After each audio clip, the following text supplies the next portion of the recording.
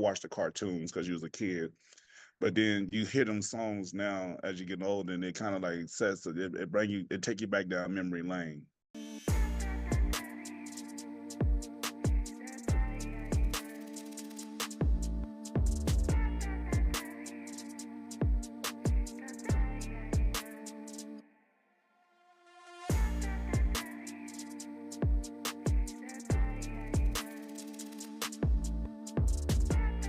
Welcome to Message Reveal. Message Reveal identifies a vibe, a message, or a story told through lyrics of a song. And if you guys rock with me every week, you know what I do and you know how I do it. I tell you something about our special guest. And before we get started, let me give you a few pointers of who our special guest is. One, he's a native of Las Vegas. Yes, we love our natives. Number two, he's an entrepreneur. Yes. And last and definitely not least, he's the founder of Masterpeice Barber College. You guys, please put your hands together and welcome my special guest, Mr. Marcus. How you doing, sir? Hello, everyone out there in the land. Thank you for having me. I'm doing blessed. I'm really blessed. Doing blessed and blessed. I know that's right. Doing blessed and blessed. Well, thank you. I tell this to all my guests. If you take time out of your Friday to say yes to me, I so appreciate you. So thank you. You're welcome. So before we get started, I'd like to ask, I'm a native, you're a native, and we've seen this city grow. And I always throw this question out. What do you see now and what do you see for the future of Las Vegas? What I see now, we already seen like almost like the maximum growth of Las Vegas, like metropolis city, and that we have to understand what Las Vegas is. Las Vegas is a valley, and they say Las Vegas Valley. So the valley, a lot of people don't understand the valley. They heard the word, understand the terminology, but not really see it all in Las Vegas. We are surrounded by mountains. That means we're a valley. We're surrounded by mountains. And understand if with real estate and then also with land, it goes, you only can build to the mountain because you're surrounded by mountains. And if you understand the growth from where we first started when we was born, we had already built up to Sunrise Mountain, and then you turned around, they built all the way up to Lone Mountain, and then they went to Black Mountain. Let me give you some demographics. So Lone Mountain is up past Hualapai and Durango area, and Lone Mountain Street. So, and then you got Black Mountain. Black Mountain is more so Henderson. So we already built already up on that mountain. And Sunrise Mountain, as we was kids, with El Dorado High School, that was the first where the sunrise at. That mountain was built when we was kids, and now they actually go to the M where the other you go south. They built all the way to the M, and now they trying to build behind the mountain, which has become Sloan. And then so that means all corners just about covered, but now they starting to build the last place onto the mountain is actually north, what we would call it North Las Vegas, the new North Las Vegas, not the old North Las Vegas. But the new North Las Vegas is the last mountain to build to, and after that, that's it. And that's when inner city become more valuable than the suburbs, they will call it. So you will be more so central location because we built all the way to the mountains. We can't go no further. So land will be prices of land will go up even more than what you think it actually is. People say, is it a good time to invest? Or should we invest? Yes, we should invest into land because it only gonna do but go higher, because just like California, they built all the way to the ocean, they can't go no further. So then they start coming back this way. So we only can build to the mountain, and then we got to come back inner city. And right now, the inner city is the most affordable land. Okay? Yes. Just a little quickie on that one. No, we wanted to hear that. But what do you think about Vegas for the future, far as entertainment, sports wise, and just for the longevity of Las Vegas itself? Okay, good you said that, because we was basically built off, as from a kids, we was built off the casinos, and now we knowing that people this new generation is not so much of some gamblers like that. They more so video games and technology and things like that. So they're not so much going to a slot machine and spend money into a slot machine. So therefore, the casinos is going to be almost become dinosaurs, and that's why we're going more so to an entertainment department, because now you got the baseball, soon you have basketball, we already have football, basketball, we have hockey, we have all these things come here as far as entertainment. We had the movie, the what is that Warner Brothers, somebody wanted to build a Sound movie. stages.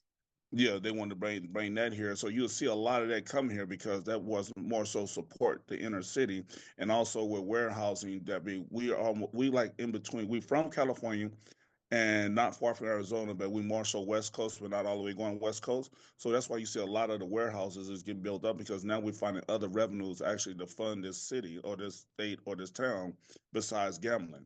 So Yeah. most definitely that's why I see where it's going.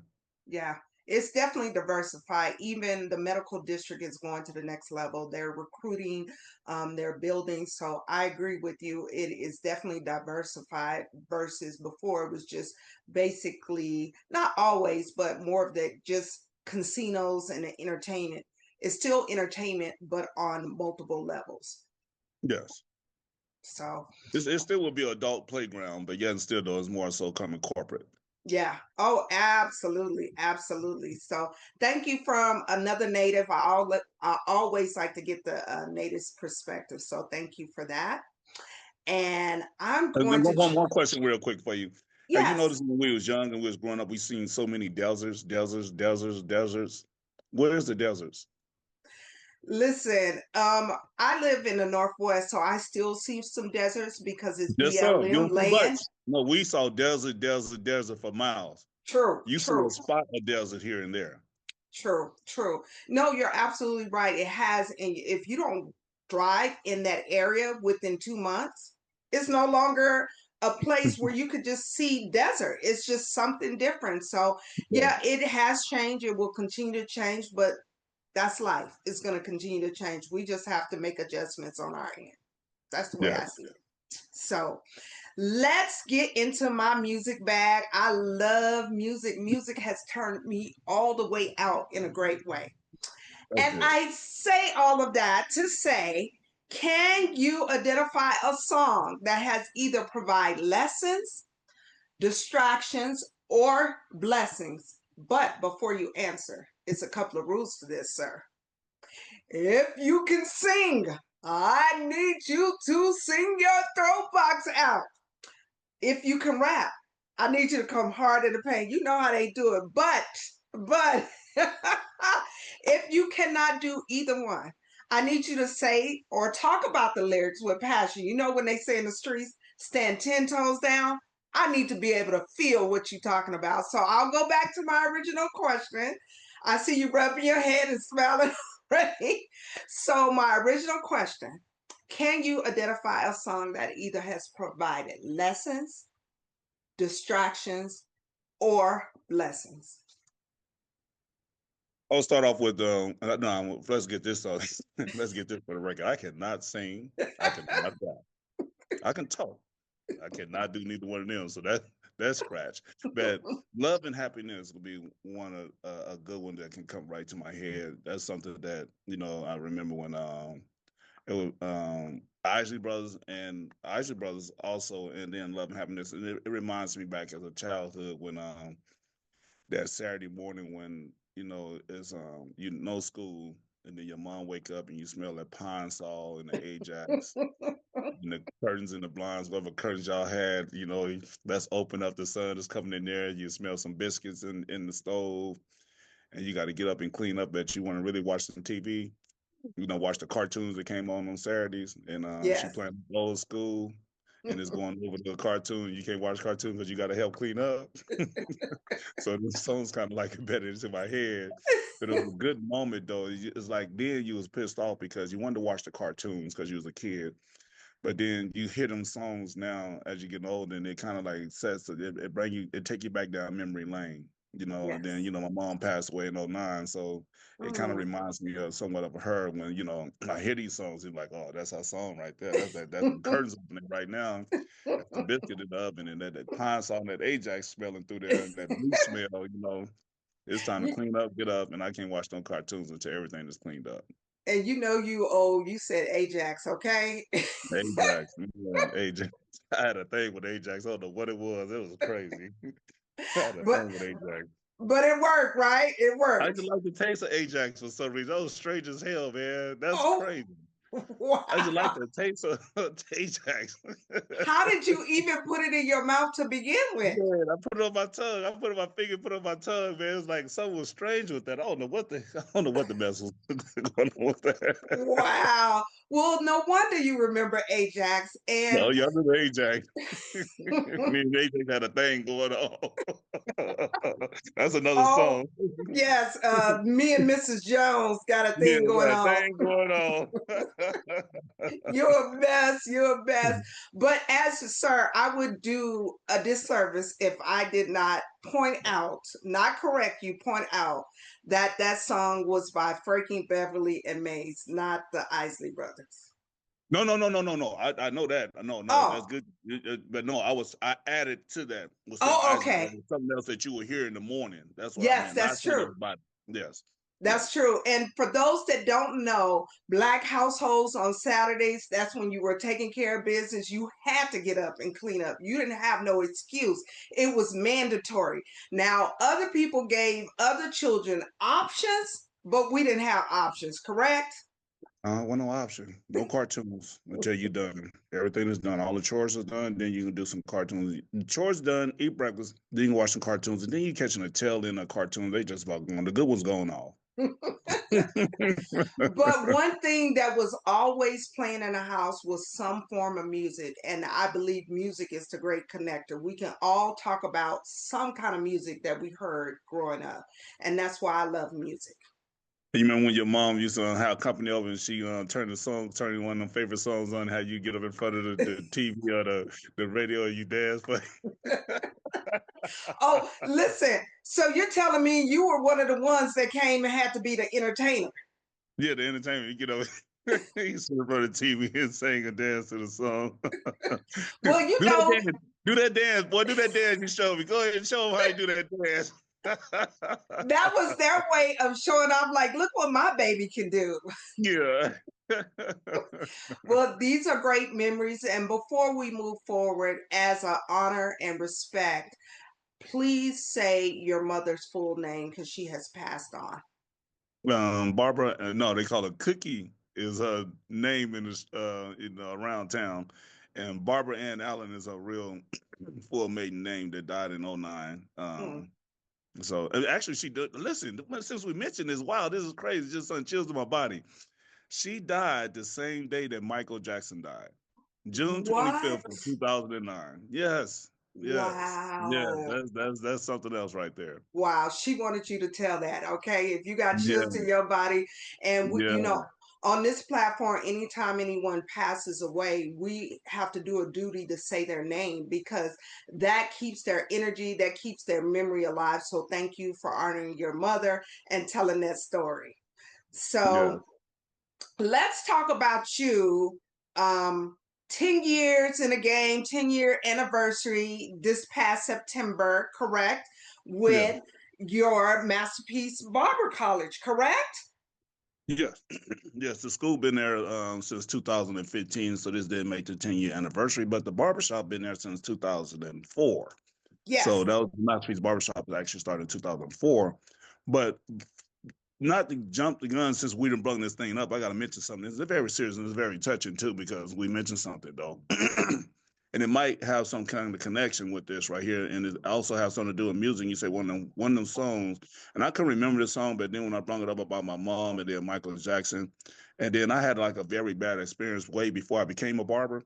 So I was in the streets and things like that, and I was trying different things out and trying to find myself, and I ended up messing around with some drugs, Oh, and I kind of what got addicted to it, and it's like I couldn't get myself off of it. It's like I was doing what everybody else was doing. I would call myself doing everything what everybody else in the neighborhood was doing, the neighborhood I grew up in and my surroundings. So it was like I was a part of everything else, but I felt myself taking on addiction when I didn't know that I had addiction.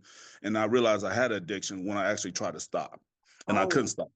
And I realized it was addiction. So that's way before the barbering and all this right here, before the barber school, the barber shop, and becoming a barber. But I had to deal with myself. And I was a young age too. I was around the age of maybe 16, 17, maybe going on 18 in that time era. And then and this one song that got me this one time, I was like, I tried to stop, and I couldn't stop. And I was at my mom. I was living with my mom at the time, and I was in the bathroom. And I was looking in the mirror, and the song came on, Michael Jackson, "The Man in the Mirror." Mm. And after I experienced that man in the mirror, I quit from that day forward doing what I was doing and start, the healing process had stopped right after that song. That song had really did something to me way before anything, So that man in the mirror, look at the man in the mirror. Got to make a change. Got to make a Wow. change. That And, is so profound. One, let me say this. Thank you for being transparent because you didn't have to say anything about that, but you did. But here's my thing. You're helping someone look at their self and say, you have to make that change. That's what the song is about, making that change yourself. But even so, I just have to acknowledge I have an invisible pew. This is an invisible pew. You can't see them. I can't see them, but we're talking to somebody, whether it's today, tomorrow, 2 years from now, that they have to look at themselves and say, I have to make the step. And with anything that you choose to do, if you make the step and others see that you're serious, they will support you. So thank you for being honest. And can I just pry a little deeper if you don't no, mind? no, I don't mind. I'm up the book. I How have one long job. how long did it take you to really adjust and come off of this addiction that you were on? Well, I actually, that's why I gave you a 3 year span that I was actually going through this process. But then that day that I actually was in the bathroom at my mom's house, that the man in the mirror, when I came out that bathroom, I was no longer, I changed right then. The it was right there before me that the guys called me, hey man, come on, we fit to go line them up, we fit to go do this, we fit to go do that, man. I was like, no, no, I'm done, man, I'm done. They, no, you ain't done, you ain't done, you gonna be back. And I'm like, no, I'm done. When I came out that bathroom, I was actually done, and I wasn't doing nothing funny in the bathroom. Let's get that understanding. I just happened to be alone, and there's a mirror in there, and that song came up in my head, and it played ever since then. That I have to make the change myself. And then, so I've been trying to make the change for, you notice I said 3 years. So for three Yes. years, I was trying to stop. And I was hiding it so well because you never could tell that I was actually addicted to something because I still was dressing nice. I wasn't no bum. I was still taking showers. I was clean. So a lot of acts be out there. They'd be like, they're clean. You don't notice it. You don't know they have this problem, this situation. Could nobody tell I had this situation? You know what I'm saying? Like I was walking around like Pookie or somebody, but I was walking around like a normal person. Yeah. And I was having things at the time too. So I was really doing well for myself at the time at a young age. And it's just it didn't show. I knew it and I knew I couldn't stop it. So that's what I knew was addiction. That was my first experience of addiction. And so like I said, once I left out that restroom, experiencing that song in my head, I never touched it ever since then. Even though I had temptation come around me after that, I still had that song in my head. I have to make the change. I'm the one who have to say no. Yes, that is very You know true. what? Let me tell you something. Let me tell you something. The hardest thing to do, and I realize in life, is to tell yourself no. Ooh, wait, you got to say that again, sir. The One of hardest the thing? one of the hardest things in life is to tell yourself no. Yes, yes. I would have to agree with you because it's easier to tell yourself yes than to tell yourself no. That takes some Mhm. discipline. Yes. And you know why? Yes, the difference between the yes and the no, because yes is more so you satisfying whatever that you have wanted. And no, you're not getting what you really wanted or wanted to Mm. do or stop doing. So you're telling yourself no. It's hard to tell yourself no. You tell somebody else no, but tell yourself no. Mm, that's a great point. I have to say you poured out some wisdom on that end. And just if I can say too, when you mentioned you didn't look like it, we call that functioning addicts. You Yeah. can navigate life, everybody see you day to day and have no idea. And there's a lot of people that are in that realm that are suffering because they look like everybody else, but they really are going through something behind the scenes in their mind. Like they cannot stop doing it. We'll use something common, alcohol. It can look good, they're fine, but in the back of their head, they have to have it. So addiction come in many forms and many ways. So thank you again. And then also to get back on topic is music can actually activate it or deactivate that. Some music can make you think down memory lane and be something bad to make you like you can think a song will take you into a relationship that you once had that you really was in love, and then you don't have it no more, and then it can cause you to go into depression. And then also you can think of a song that can make you like not want to be with that person again and make you get back. You know what I'm saying? So music go both ways with that. It kind of hurt you and kind of help you. But if we can just take the positive, we just get the message out the music. There's always a message in the music. If we listen, first thing we hear, and you know, is when they play a song, we hear a beat. Yes. That get our attention. We hear the beat. We don't hear no lyrics, no words. We hear the beat. We like, okay. And then sometimes we get stuck on the beat and never hear the words. We hear it, it sounds good to us, but we never get the message out of what they actually saying or talk about. And if we go back and listen to a lot of the old songs, it will have a lot to do with, it'll be a lot of healing for our kind, our people, us as a race. If we listen to some of the old, they put the message in the songs way back then. A Yes. lot of them. I wish I could remember a majority of them because I go about my reading. Now I listen to the songs. Now I listen to the words that they saying. And I'm like, wow, this is really this. I heard the music, the song multiple times, but now I sit back and I listen to the verbiage, the word, the message. And I say, wow, that's really serious. They was really singing about something. And I think today's music, no shame on no one. Today's music, we just talking about anything that come to their head. They just like they I ain't gonna go too deep with that. But Well, I I don't know know what what, they're going through, and they just yes. talk about anything, and then people are like, yeah, and they go for that, and they listen to Well, that. Well, that's the connection that people have pushed. It is a segment that is really talking about some really deep things about elevating yourself, but those things are sometimes those particular artists are hidden and they're not played on heavy rotation. But I must go back to you, and you said about listening to music over and over again, and you never thought about the message. This is a great way for me to talk about, have you had a song, or can you identify a song that you've heard over and over again, and then one day you go, wait 1 minute, I've been saying that song all this time, and now I realize what it's all about. Can you think of something? I knew you was gonna ask me that question, and I told you earlier in the conversation it'd be hard. I'm put on the spot right now. I can't remember one right now, but I knew you was gonna ask that question. I was like, man, so you put on the spot. Now, as soon as I get in the car, 10 of them gonna pop up. And you know what? And now let's get this straight. When I'm driving down the street, I do not listen to no music, no nothing. I'm just in the car, I'm thinking. As I'm Okay. passing by a building, a house, it's giving me thoughts as I go. I'm just going, and my mind is thinking. And it's like by the time I get to my destination, I didn't figure out multiple things. And everybody wonder like, what's my success in business? I say, take yourself on a date. Take time off for yourself. And then the car is a good time. First thing we do is cut on the music, and then let's understand about music. So if I get in the car, and I'm a businessman, so let's call myself a businessman. I want to think about business. So then, therefore, I got to think about myself because I'm a businessman, right? Yes. So I need time to think to myself. So if I turn the music on, and if I put on some slow jams, what I'm gonna start thinking about? Your girl. Or Okay, some so girls. some girl, your girl, some girl, you're gonna think about something like that, okay? Or you're gonna think about some love or situation, whatever. Now, if I put on some fast tempo beats, some dancing music, what that make me want to do? Go party. Now, if I put on some church song, I what? You go think about the Lord and getting right and doing right, okay? Now, if I put on some of that thug music, I'm You gonna be like, oh, okay. You gonna be like, and. so what it is now the music is setting your tone in your day. And you get all the way to work and you haven't thought about nothing about what you had to do about work or what you wanted to accomplish at work or what you had did yesterday, what you want to do today, and what you want to be done before tomorrow, or what you want to do tomorrow.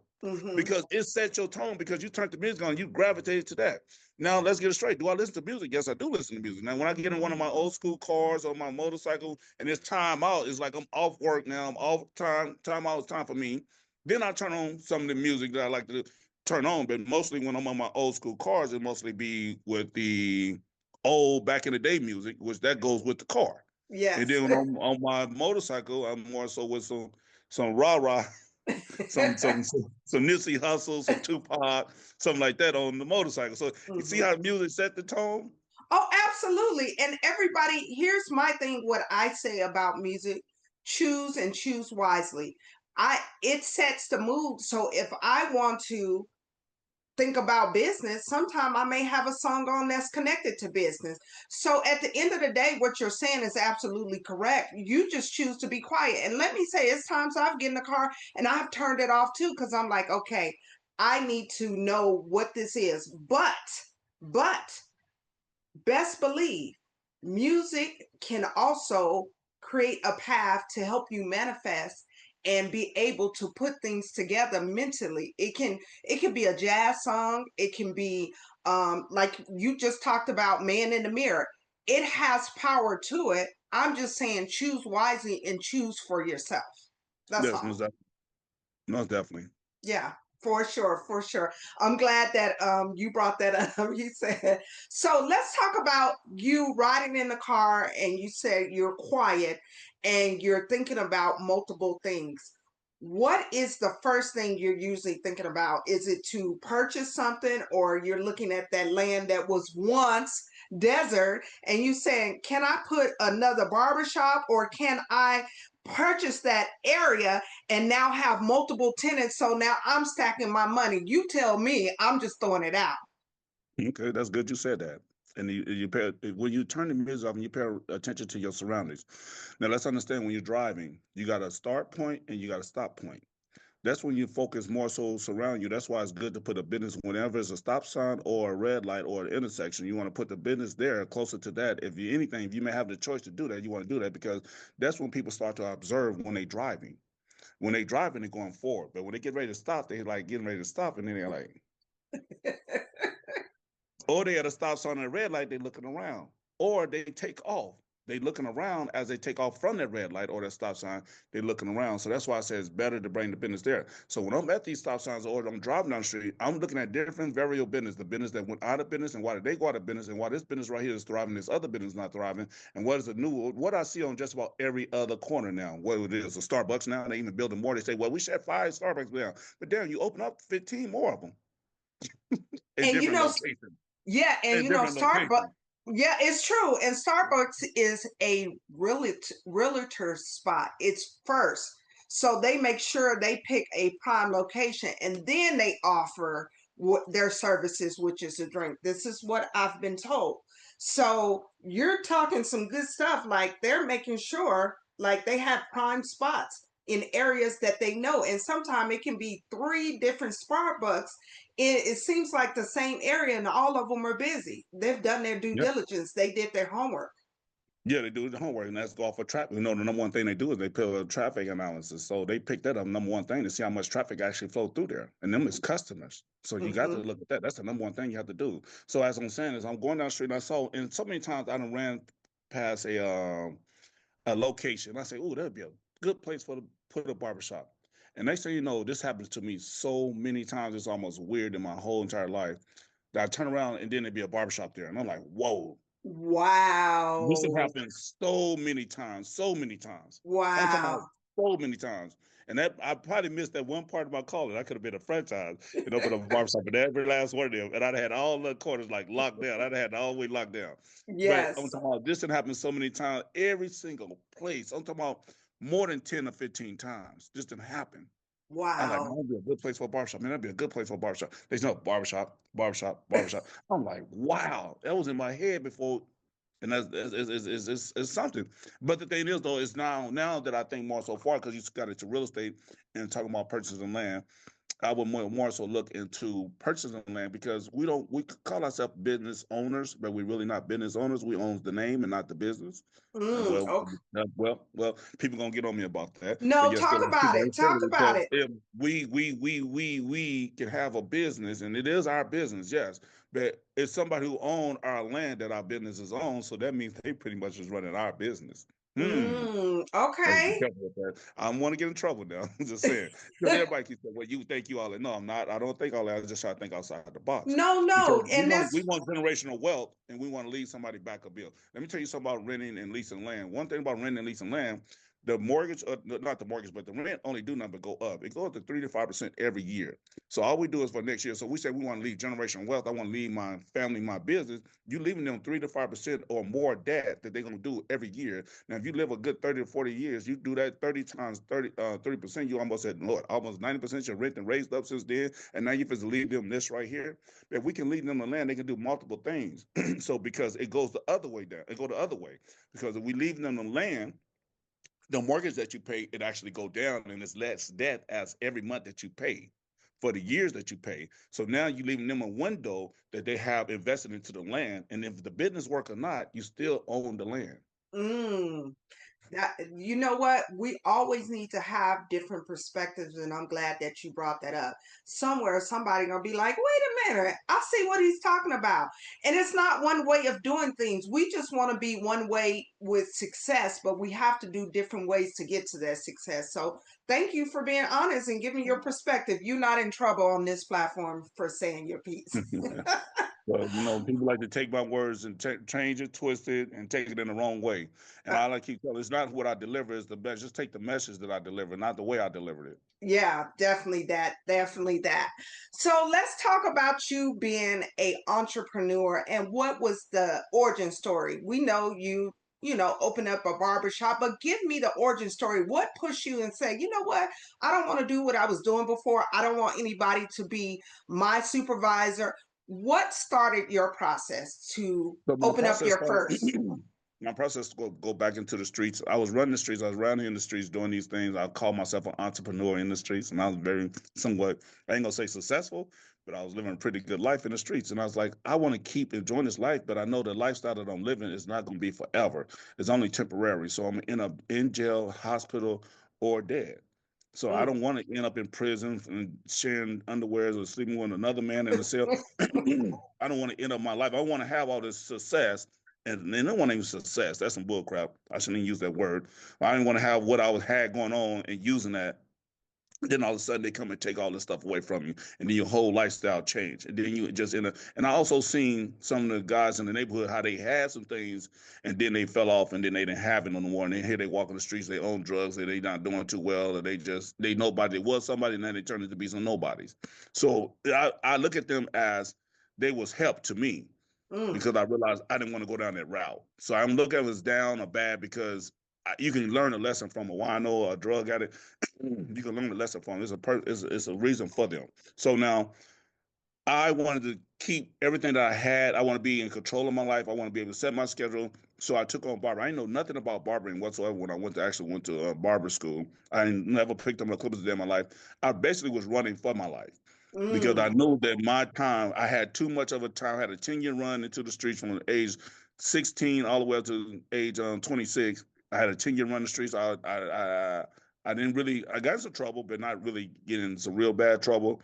I experienced a lot of things in life, which was cool that I needed to experience to get me to where I'm at.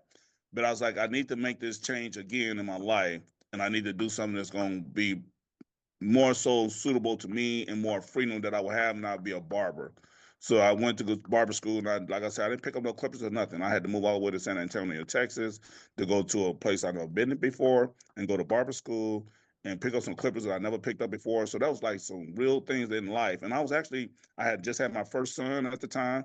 I was fighting a case at the time. So I was going Ooh. through all these things at the time. They're only trying to make this change, and I had just a little bit of money left, and I had the last of my money. So I say, this money right here I have left from the streets, I'm going to invest it into myself. I done tried other business and other things I try to put money into, but this time I'm investing to myself. I'm gonna put that investment up here, and if I put Mm-hmm. it up here, can nobody never take it away from me?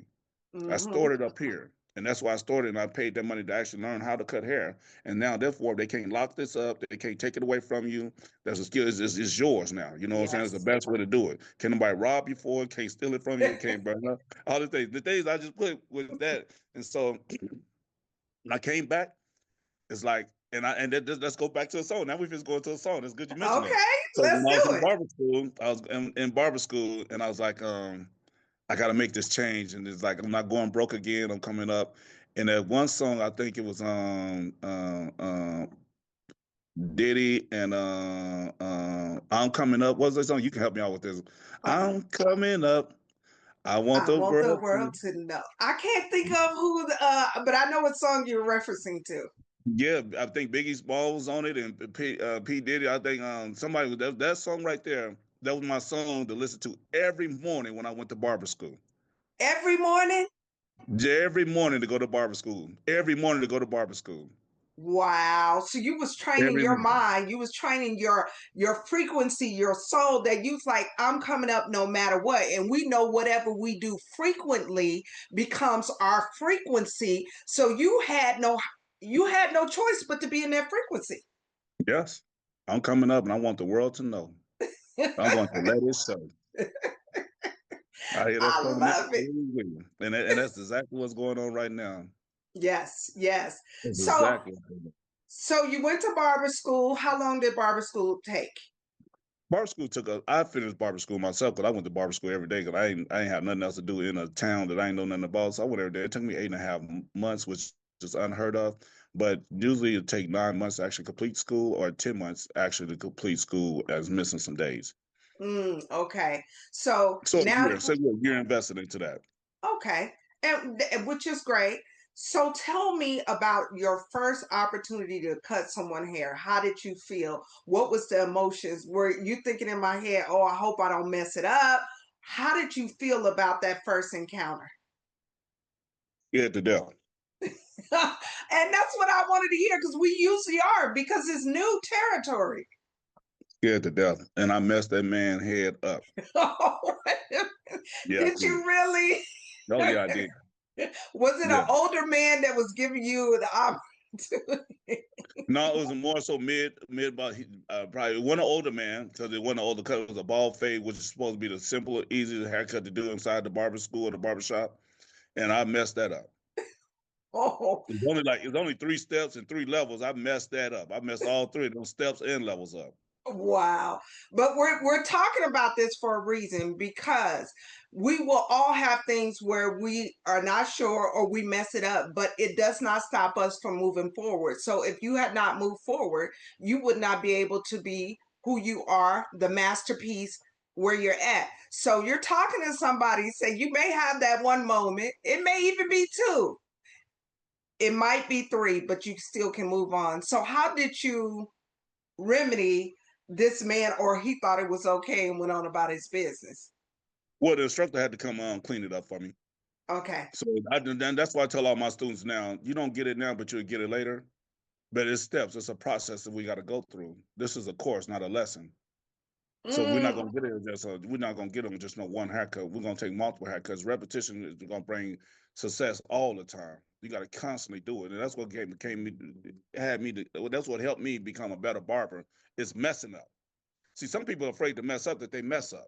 That's why I yes. tell my students. So you're so timid that I might mess up. I might mess up. You thinking so much of messing up. What you gonna do? Mess Mess up. up. Yeah. But when you get the mindset that I can mess up and I can clean up my mess up, that's when you become more successful at what you're trying to do. I love it. Is this a message or something that you take into your barber college when you're talking to your students, or they want you to kick them with some game? Is that But something that you? I give them, I do that to them every time. Like even like especially like Mondays and Fridays when I kind of like it's my time to do theory. And like I have my other instructors, they give them theory all the time, but then I go deeper than theory. And they like, Mr. Allen, we love it because you take us outside the book and you take us outside the classroom, you take us outside the barber school, you take us outside the barber shop because we can teach them how to cut a fade, and a fade only lasts 2 weeks. And I tell my students, don't just be just a 2 week barber because your life go past 2 weeks. So what we're gonna do after we cut the hair that's only gonna last 2 weeks and we get the money, what is our next step after that? Barber Mm, schools teach you on how to cut hair and how to survive in the barbershop, but how to survive outside the barbershop once you have this money in your pocket. Because yes. now you're going into some management, self-management. Now you got to tell yourself no. Okay, okay. You talking that real talk. Cause now you got this money that's freely is cash. And yes, you're gonna have to pay some taxes on it, but what do you do with it in the meantime? That's exactly, you say you had to pay some taxes. That's the last thing somebody want to do is pay some taxes, because therefore if you made all this money and then you realize, just like an average person, a business owner, we make all this money. They say, hey, you owe this much of tax. You like, what? Huh? I ain't make all that money. Where that Yeah, money right. go? I ain't got that money. But we don't realize it until the end. And that's Mhm. exactly what a barber. And then also with a barber, we got to create our own. We got to create our own future and our retirement too, because we don't have someone taking our money and putting it up and putting it in a retirement fund or anything like that. We have to create that ourselves.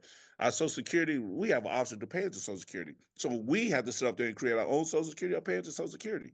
We have Mm. to do this. And you have a lot of barbers that's going to end up dying behind the chair because Wow. they just trying to survive, because they never did make the right choices early in life when they was younger. And I keep trying to tell my younger students, hey, make the right decisions now, that you'll be able to live how you want to live when you get older. So I'm glad that you said that. If you think back during a time when you were um, just learning to barber, was any of that information provided? Money management, having the option to pay into Social Security, meaning making sure you have money for the long term. Was any of that talked about when you were in barber school? No, but I had a good example. My barber instructor, the guy who actually owned the school, Mr. Williams, he actually was an entrepreneur in his community. So he was structured there. Did he really teach it? No, he really didn't teach it. He didn't do like a lesson on it, but he really showed it. So that was about Mm, the best lesson you probably much get. But yeah, still though, I learned a lot of this on the way. That is I look back on my life as, again, what it got me into barbering. I say, hey, I don't want to end up in jail, prison, or in a hospital. So mm-hmm. now I start barbering. I say, now I don't want to end up in jail, prison, or the hospital, or dying behind the chair. So now we start making decisions. Now you looking into your future again on what you want to do. I don't want to be 50 and 60 years old standing behind the chair and thinking about I have to go worry about paying rent. Mm-hmm. And we got to put things in place that it actually will work for us, that we don't have to work for it. I'm glad you brought that up because a lot of times people just see barbering, fast money, get chance to set their hours, but it is an evolution to the process. You don't want, as you say, die behind the chair, meaning they haven't made some decisions to give them longevity if they choose to stop and do something else or have some investments. So we really want to encourage people, whether it's barbering or anything else, to plan for the long term and have some investments, or if you want to be another entrepreneur in a different area, have multiple things in the pot. Correct? It's, it's just, yes, it's because it comes with consistency first, because you got to be consistent in whatever you do. If you don't, you have doing it. Yeah. And then sacrifice. You have to sacrifice now for later.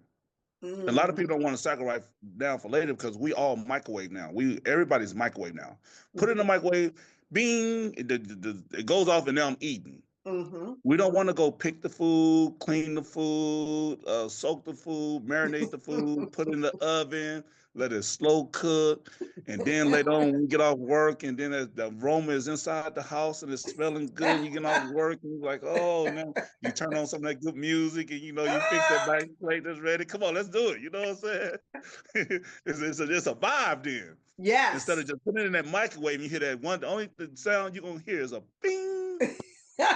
It's true. It's true. And I love how you contribute that to life. And we have been pre-programmed for instant gratification on everything. Now Mhm. there is times where it's a blessing because I love to get on my phone, move whatever money I need in the bank, and I don't have to go in person. But there is times that I must go there in person because I got to take care of some real critical business.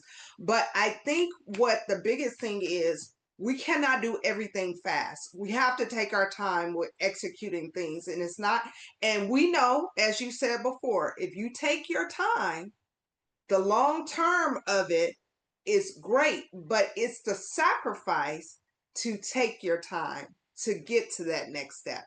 And like you said, a lot of people do not want to do that. They can't be in the game that long. They do it. I'll give you an example. I had a young man telling me about something that he's been working on for a long time, and he was like, I'm just so upset, I can't deal with it no more. And I said, okay. I said, how long you been doing it? You ready? I'm really ready. He said 3 months. The way Hmm. he talked about it, you think he was in the game for 6 years, okay? But I can't get mad at him. That's the generation he came from. And let me say this, not even a generation.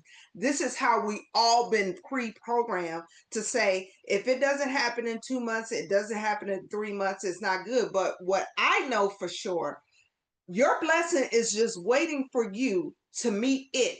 Your frequency is not quite there yet. It's waiting on you. It's right there. But you have to learn some things along the way so you can get into that very frequency that you've been waiting and needing and wanting to get what you want. And that's good you said that because God can give it to you, but what you're gonna do with it, and what He Cool. means, He want to make sure that you prepared and ready for whatever. I mean, okay, watch this here. Now we just getting some. Now you're getting beefy now. We can say, "Oh, I want me a husband. I want me a wife." If God gave you a husband and wife right now, you want to pray for a husband and wife, and you God give it to you right now. What you gonna do? Hmm.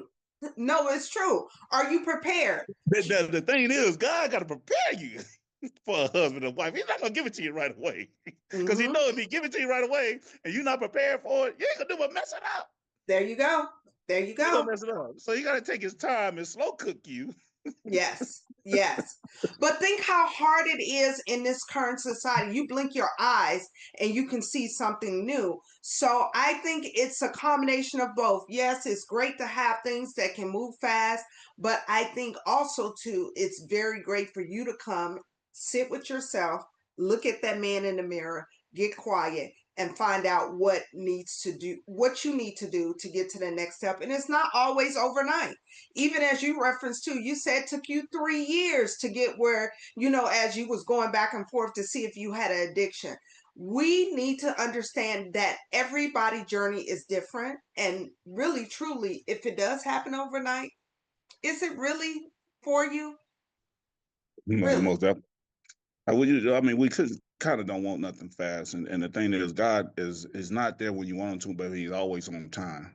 Yes. Always on time. It's like we think we want Him when we want Him, and want Him there when we want. See, we want.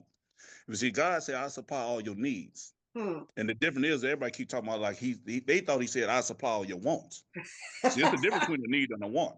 Yes, yes. You ain't never lie. He said all your wants. Yes. Hmm. Well, Yeah. I love how you put that spin on it. And with that spin, let's talk about you supporting Nevada Reading Week with the children and with the barbers cutting the children hair and the children reading or the barbers reading to them. Let's talk about why you got into the game with that because we always need to give back to our children. So what was your buy-in to be a part of that?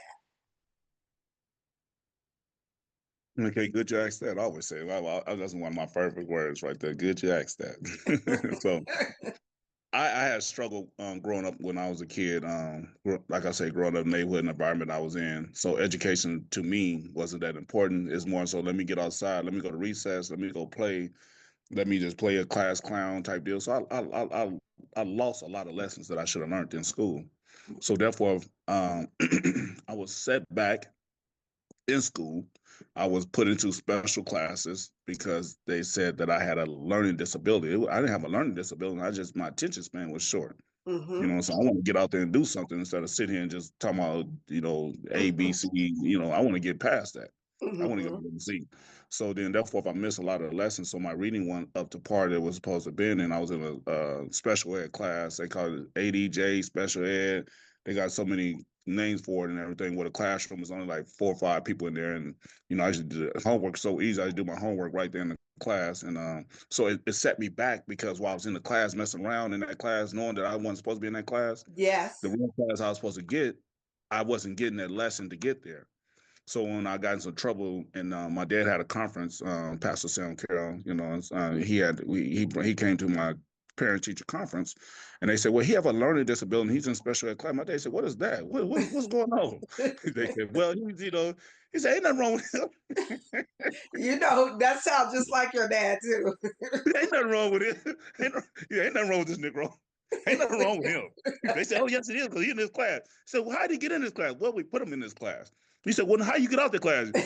You had to test him out the class. See, he said, well, y'all better give him a test tomorrow. And he told to me, and you better pass that test. And he got me kicked out of the class.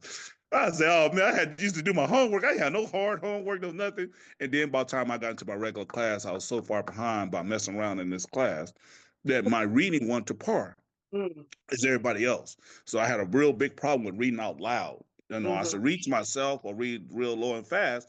But when I read out loud, that was a big problem with that. You know what I'm saying? Because it's like something in my mind to be focused on what everybody else thinking besides what I'm actually reading and looking. So therefore, if I knew I had a reading problem, and then and the late Tyrone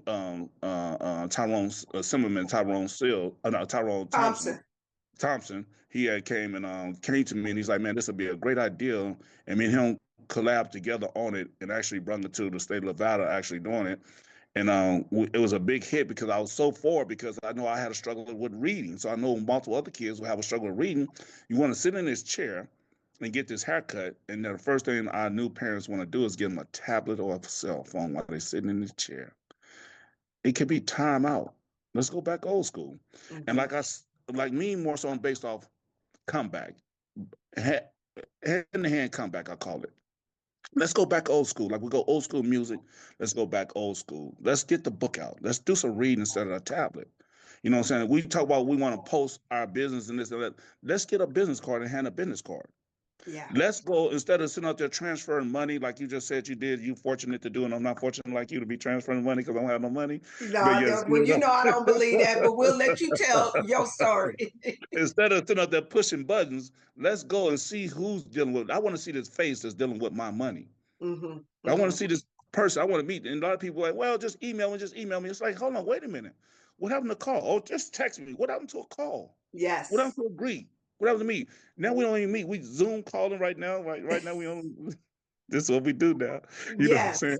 We want to look at each other, feel the energy in the room. We got to feel the energy of each other in the room. Feel the energy. This person has my money. I want to feel your energy. If you over my money and you looking over my money, I don't want to just hear I don't want to just see no black and white on a text on a computer or a screen. I need to put a face to a name that you over my money. I need to know, you need to see. And I just went and met somebody up in Reno just not too long ago, 2 months ago. She said, well, why'd you come way up here? I said, I want you to put a face with a name and not just a text or email. She said, you come way up here to do this? I said, yes. Okay. Because an email or a text is easy to forget, but when you put a face with a name in the conversation, you can remember that. And you know why we remember that? Because actually facts have truth. Actually, a lot don't have memory. The facts do have memory because it actually happened. And see, the lie never happened, so it can't be no memory to it. Good point. No, good point. And just circling back just a little about you being in those particular classes, what it was that typically boys and girls operate a little different. Back in the day, if it was someone that cared, so some of the schools receive incentives by making sure children were in programs like that. All you needed was a little, okay, today you're a little anxious. You're going to run 3 laps and then come back in here and sit down. And we're going to talk about some learning. But thank God, shout out to your dad that said, no. Because most parents would have been, okay. And you would have went through your whole entire school life with this particular class that you didn't need. It was something that you could just float through and do the work easily. But at the end of the day, your dad said, no, that's not what's going to happen. Obviously, he knew because you tested out of it, correct? Yes. And in addition to that, where you're at today is helping young men, young ladies, anybody in the barber seat that has the opportunity to sit and read, and in the back of your head, somewhere, somehow, that's going to make a difference, make a change. Because when a child sees something from a child perspective, we know that grows up into an adult. Just by that child or whatever children you have in the barbershop get a chance to read, that may encourage them to become a barber. They may encourage them to become a teacher, or that may encourage them to try to increase their reading skills because they see the other children or barbers reading. So it's multiple things, and I commend you for offering that program. And you still do it every year, correct? Yes, most definitely. Most definitely. Yeah. Um, how did the conversation initially, did you approach Assemblyman Tyrone Thompson, or was it him approaching you, or it's just a general conversation? You guys say, let's do it. Yeah, I'm being nosy. That's fine because when me and his kind of like we knew of each other pretty much, but not know each other. That our Hmm. first, and I was at Bonefish or somewhere eating with one of my. I was eating with my cousin at Bonefish.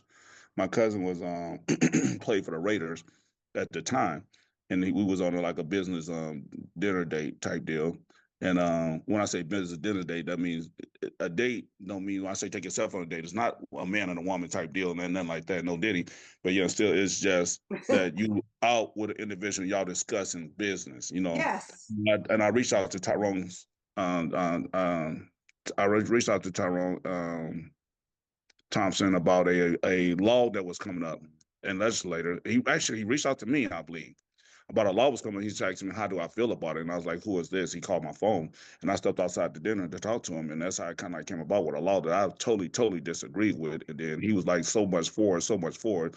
But when he got through talking to me, he wasn't He for it meant, no more. well, he, that's what you do. he wasn't for it no more because you got to understand, though, these individual, a lot of lawmakers is not a business owner, and they making decisions for businesses in the state of Nevada. So, and it's best to find out by a person that's actually in business and been in business to get the right, correct answer that it should be for that business, and not just go off a constituent that made a comment about something and then create a law on it. Yeah. No, Okay. So that's what me and his conversation came in about with that. And he's like, okay, then he's still on that. So he's like, hey, I got another thing. How about we get together and now let's do this right here? And it's like, hey, that sounds great because I had an issue with that myself. He did, wow, you did? And you instructor and teacher yourself? Yes, I am. So that'd be wow. right up my alley to actually do that. And it actually started right there at my school when we first did it. Now it's spread out to other schools and other barbershops. And it's a good thing that and now let me keep it real. It started not here in the whole United States, but Of in Nevada, course. it first started here. I want to get that straight. I want to take no accolades for take away from somebody else's accolades and something like that. But Trunk or Treat did start right here, though, in the state of Nevada. It did start right here in Las Vegas with Councilman Lawrence Weekly, Dr. Lawrence Weekly. Well, at the time he was Councilman Lawrence Weekly, but Dr. Weekly, me and him and I and along with my president of the car club, we created the Trunk or Treat thing, and for the kids have a safe night, safe place to actually trick or treat because of the gang banging that was going on in the neighborhoods. That the kids was actually trying to trick or treat in the neighborhoods, and the one individual had an incident. I don't want to mention about it. It was a tragic incident that happened during that time, and we Hmm. took it and ran with it and try to create a safe place. Where my car club did initially started is the trunk or treat came from that we have hydraulics inside our trunk of the car, and we put the candy inside the trunk of the car next to the hydraulics, so the kids will actually come get a treat and then like to see the cars move and like to know about the trunk or what's all this inside this trunk that they never saw before. So that's where trunk or treat came from. And now it just blew up, and I wish I'd have patterned it back then. I'd be rich. I wouldn't even be on the phone right now. I'd probably be on an island somewhere sitting under a palm tree sucking on a coconut drink, but yeah, still Well, don't right here. well, listen, So this is the best place to be on Friday at this time, sir. yes, most definitely, most definitely. But I appreciate that. So that's another thing with Tyrone Thompson doing a real good guy, man. Yes. So he's passed so soon, man. We're doing real good things, especially with education. His main thing was really education, though. He Oh, was absolutely. he was on education. Yeah. He was really on No, that. I agree. And Dr. Weekly was more so safe when we go back to his thing. He was more so safe for the community, safe for our community, safe for our community, because he was a city council during a rough time. His Mm, city, his ward was really rough at that time, and all he can try to do is try to think of something safe. yeah. Yeah. That's what's No, going to come. Most no, definitely. definitely that. So let's talk about, yes, you founded Masterpiece Barber College. I think I touched a little bit on that. But what made you say, okay, barber to barber college? What was that? How did you get pulled in that direction? Okay, so I opened my first barbershop in 2004, and then I opened my second barbershop in 2006, and then I opened my third barbershop in 2008. And then I went some years without it, but then I had all these barbershops and had a lot of students slash apprentice barbers that was coming out of the barber schools, and they was not well prepared for the barber shop. And I found myself often trying to and instruct and teach them while in the shop cutting myself, that I want to make sure whoever my customer come to my shop, make sure they get a good haircut, and then they want to be so bad. I was like, man, how'd you get out of school? You don't even know how to do this basic haircut. You passed the Mm. test, but you don't know how to do this basic haircut. So therefore, if I realized there was more so a need for a barber school, another barber school here in the state of Nevada. So that's why if I snuck off to barber school in Arizona. So I worked out here, and I didn't tell nobody what I did. I kind of snuck off. That's why I said I snuck off. So I didn't tell nobody I was going, but I worked. I went to barber school from Monday through Thursday in Arizona, and there was a barber school out here, but it was the barber school out here that was he had worked for me prior to him opening up his barber school. So enough of I said, no, I could just go to Arizona and go to barber school. And like I said, Monday through Thursday I worked. I was at school, not working, but then Friday, Saturday, and Sunday I come back to Las Vegas and work, and then back Monday, Tuesday, Wednesday, Thursday I'd be in Arizona, and I did that for like 6 months till I completed Wow. the course. And when I got back, and then I say, well, it's time for me to open up a barber school now. And then I went into procedure looking for some real estate. I mean, like I said, ride around with no music. So ride around with no music. And I saw a couple of locations that I was interested in. I ended up picking that location, and it was on from there. I mean, 5 years into it, I begged the people 5 years. Can I purchase a property? Can I purchase a property? I begged them. I begged them. When I purchased the property, can I purchase the property? And after 5 years, they say, hey, we finally interested in might be selling this property. Are you interested in still buying it? Oh, yes, I am. Wow. So yeah, so I've been there for 5 years renting, and then now for the last 5 years, I have actually owned the barber school property of the barber school, because they was more so ready to get sell all their land in Las Vegas. So they sold it to me for a nice good price and everything. And it was a strange deal that we're gonna get off a little record about that, because you got to be careful on what the decisions you make, because at the time I was in the contract with purchasing the building, but I have not yet owned the building. And then they had another offer on the table from a dispensary that wanted to buy the building because of the smoke shop next door. And so the dispensaries, but they couldn't sell on the building because we was already in escrow with the sale. So they Mhm. told me they would give me $1 million if I back out the sale and What? give the owner, no, most definitely. They purchased, their offer was $3 million. Give me $1 million to $1 million to back out of escrow, and then they was gonna purchase the building for $2 million, which was almost $1 million more than what I had offered them for the building. Mm. So the owner's like, yes, please. Yes. And they look like me, like, that's $1 million. You can have $1 million right today. Tomorrow, you'll have that in your account. We give it to you cash, whatever, however you want it. And I Oh, was like, they were serious. no, you're very serious, because they couldn't put it in the bank anyway. They were talking about give you $1 million cash. They said, we'll pull up with a suitcase. We give you $1 million cash. I want that $1 million cash. I'd be nervous as heck to have Okay. And then you got to explain to the bank how you got this much. But anyway, that's another $1. story. So I turned that deal down because it ain't all the way. And the lesson out of this is not all the way about the money, about what's presented before you. And some people probably would have took it and ran with it, saying, "Hey, I have $1 million. I can do this." But $1 million. Now let's understand about $1 million. If I accepted $1 million in that first day that I accepted $1 million, I sold one. If I'd have spent $1 that $1 million, would I have $1 million anymore? No, not Okay, thank one. you, thank you. So is and the only thing you can do with money is what? Spend it. So Correct. I done got $1 million to spend. I spent $1. I got $1 million a day. I spent $1 at a million. I don't have $1 million no more. Unless you've learned how to multiply. Unless you learn how to multiply, but don't just say it straight up what we know. Everybody don't know how to multiply. Let's understand that. Everybody can read good, but they can't multiply. They don't do math good. And most people who read good, spell good, don't do math good. Most people do math good, can't read good or spell good. Mm. Okay. Okay. So you didn't make that deal. You continue No. on. You purchased Mm-hmm. the property that you Mm-hmm. own to this day. Now, for the sake, I know the people that sold the property to you, they probably sick. They wish they would have sat on it right now if they think about it 10 years now.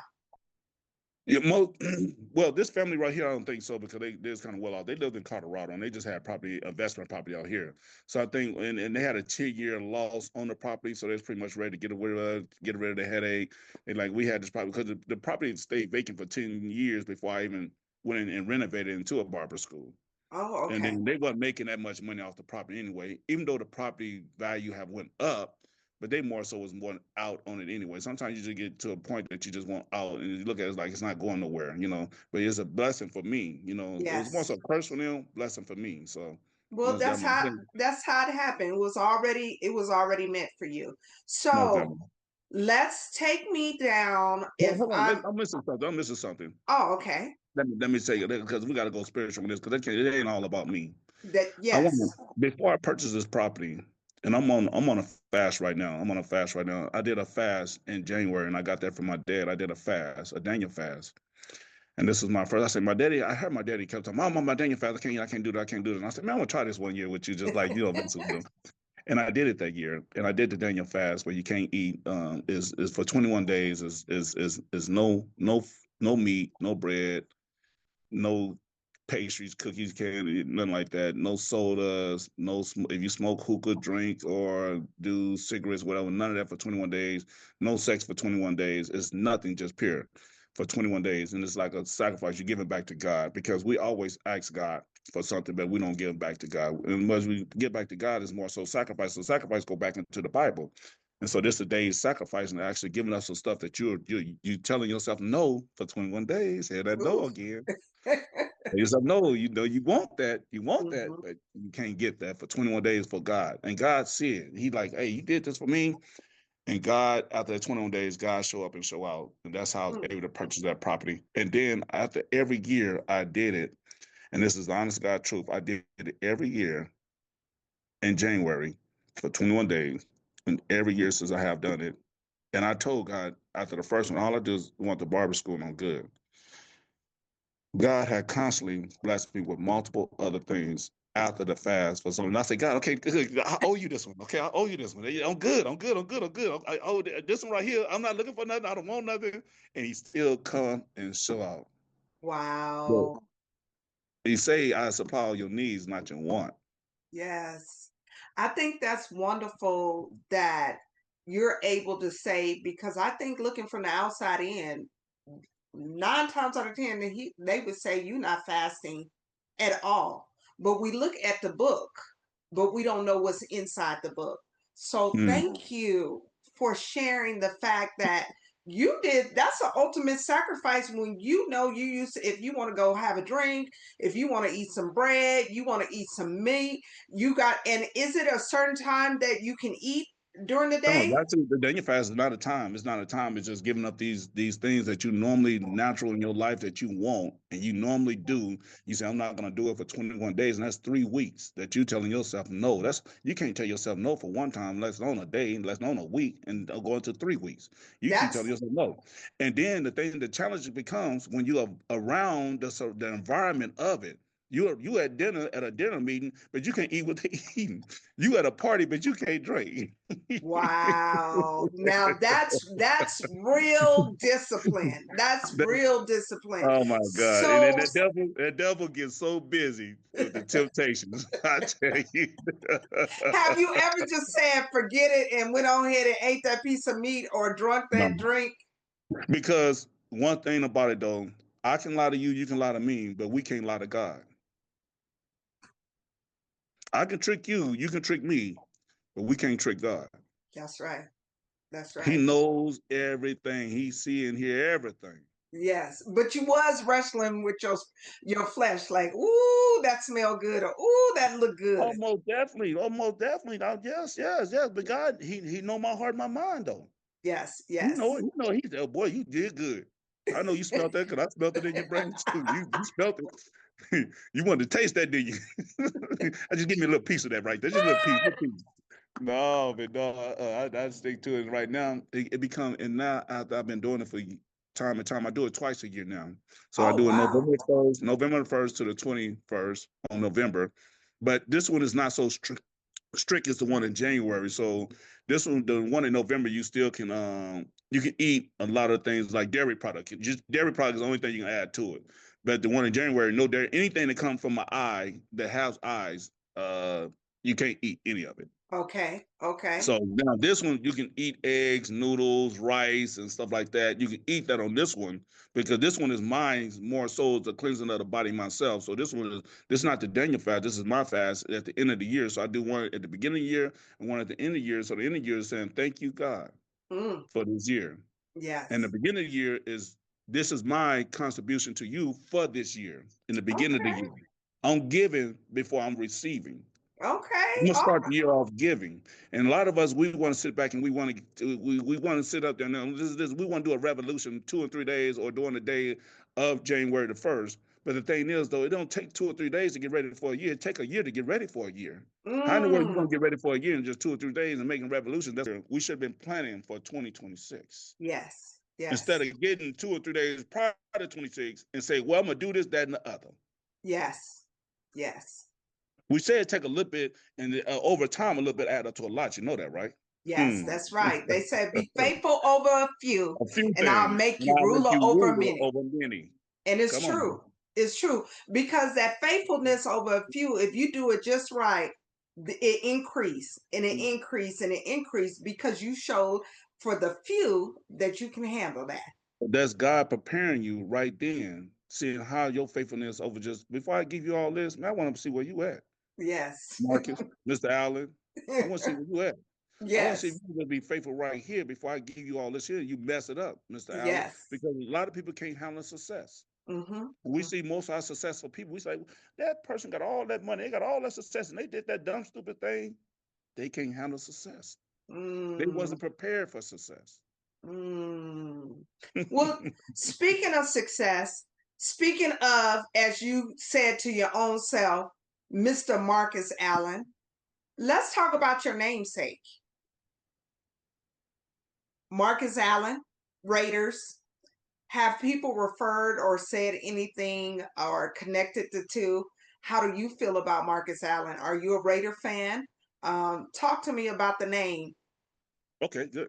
So when I was a kid, I used to wear the Raiders Marcus Allen because that was Marcus Allen he's playing at the time. I was not, but my mother turned me into a 49er fan. So Ben, when they announced, which I knew they was coming to Las Vegas, when the governor did a special session on getting them funds for them to come here, I said, oh, the Raiders coming.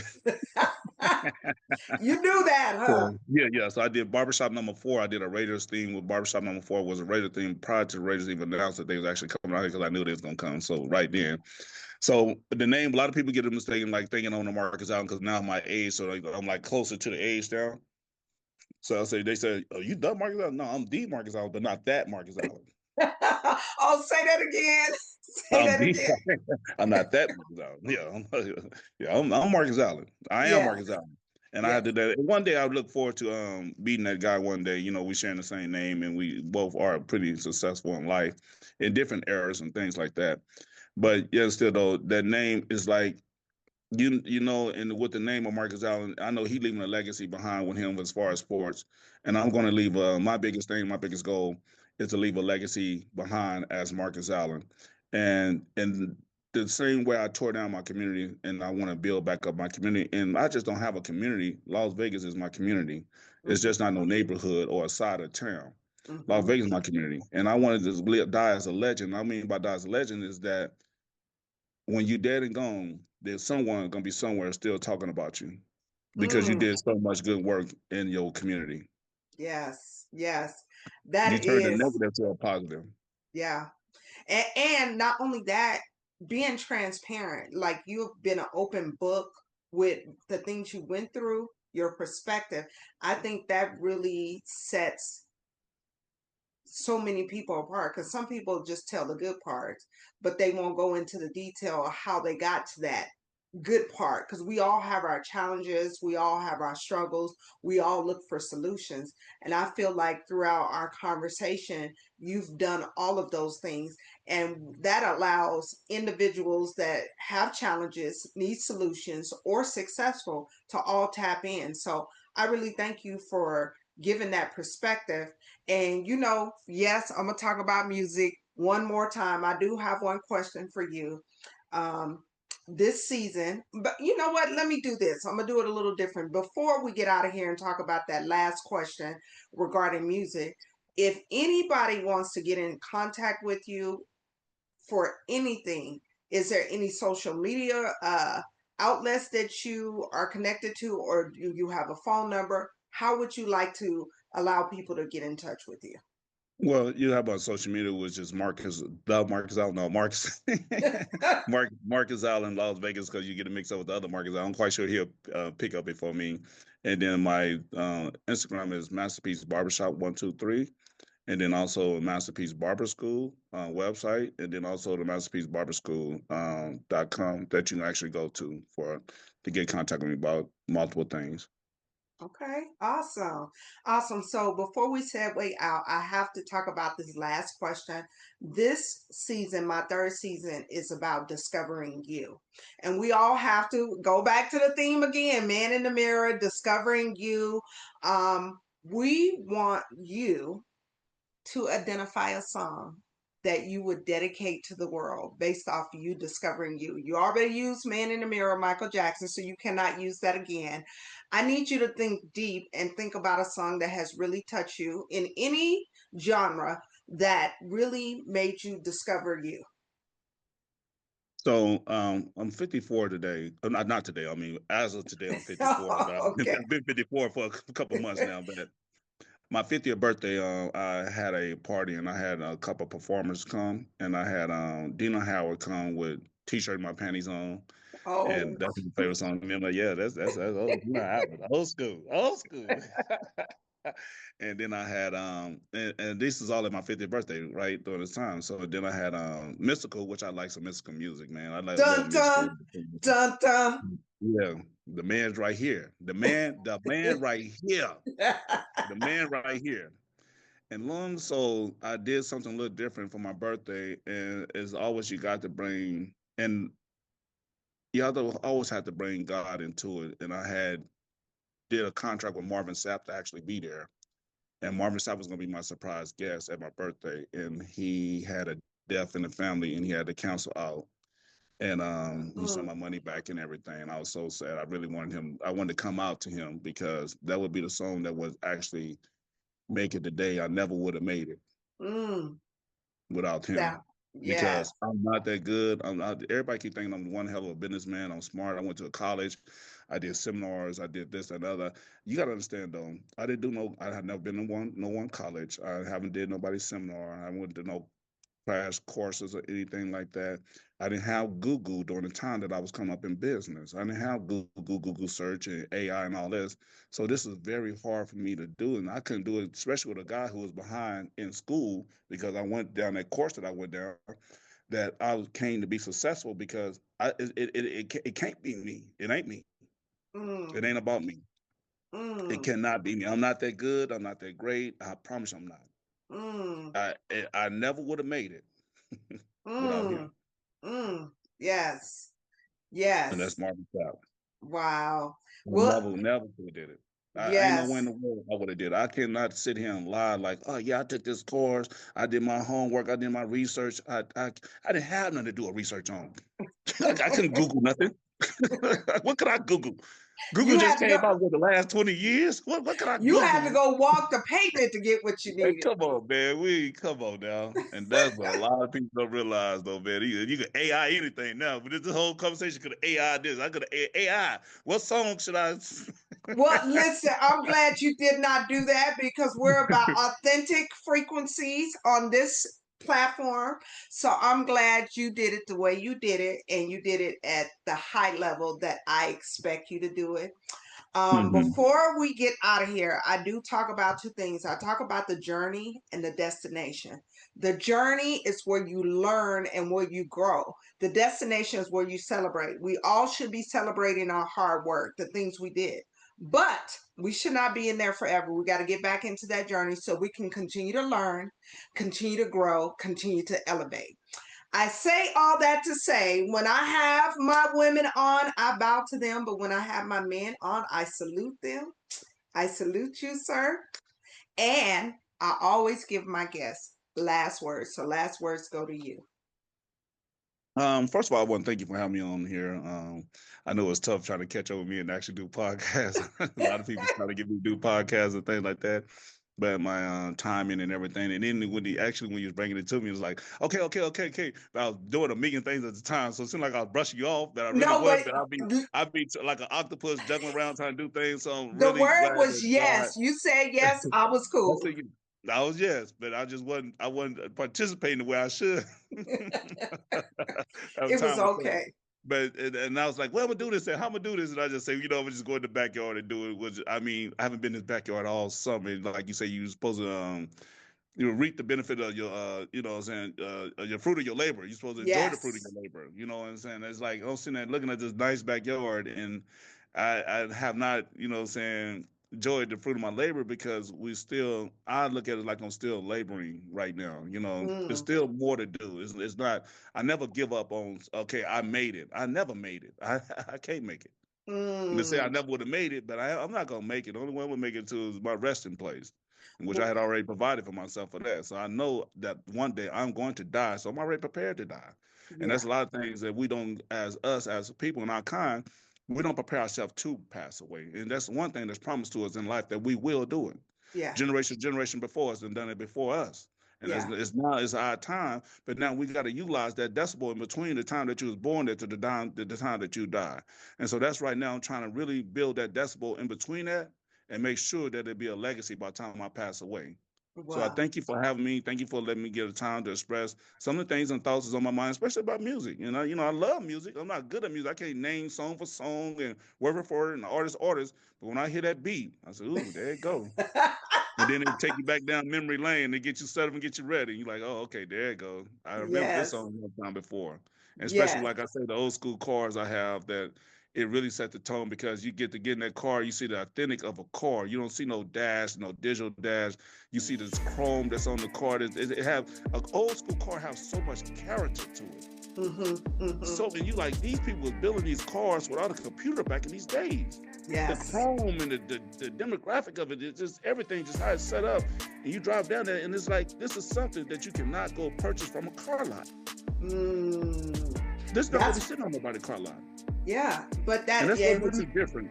Even on the street, that make you different. Yes. And think about it. It was put together piece by piece. It wasn't just all compacted. Everybody had a special part that they put together in order to have this one complete piece. So that's Yes. special in itself. Yes. And that goes back to life, that we got multiple pieces, that we need multiple people to come together and put pieces together, make something whole. Yes. I love that. This is a great way to segue out.